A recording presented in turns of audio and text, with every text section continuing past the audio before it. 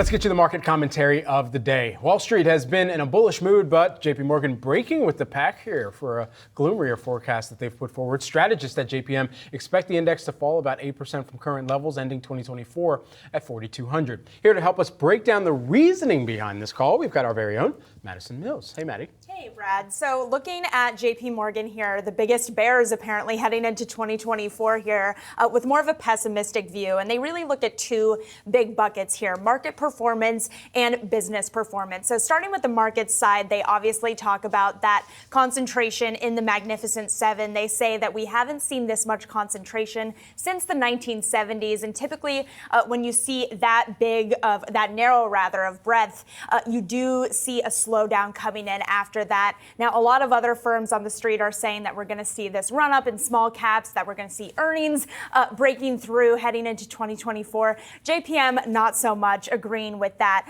On the company side, and we also just perhaps got more evidence of this when we got that CPI print, JPM noting that companies that had strong pricing power are starting to run out of steam as consumers are expecting a little bit more disinflation. So all of that leads to this headline quote that I want to pull up from the JPMorgan note here, saying that absent rapid Fed easing, we expect a more challenging macro backdrop for stocks next year, with softening consumer trends at a time when investor positioning and sentiment have mostly reversed. They also mentioned that equities are just overvalued. We've got volatility and, of course, geopolitical and domestic political risks as well. So all of that leading to a negative view. Maddie, this is a pretty negative call, a bearish call, especially when you compare it to some of the other more bullish takes, like you briefly mentioned there, across the street. Even it's more bearish than what we heard from Morgan Stanley's Mike Wilson, who is a renowned bear and has been almost a perma bear now for quite some time. When it comes to earnings growth, how does JP Morgan stack up in terms of their expectations? And then more broadly speaking,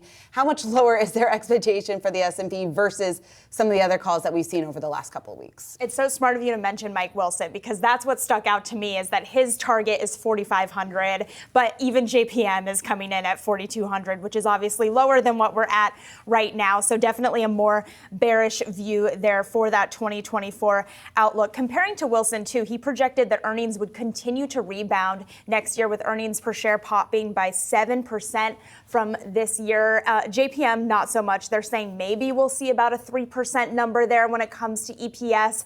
But again, doubting that companies are going to have that pricing power that they've had over the past couple of years due to this rate hike cycle. All right, Maddie, thanks so much. Thank you.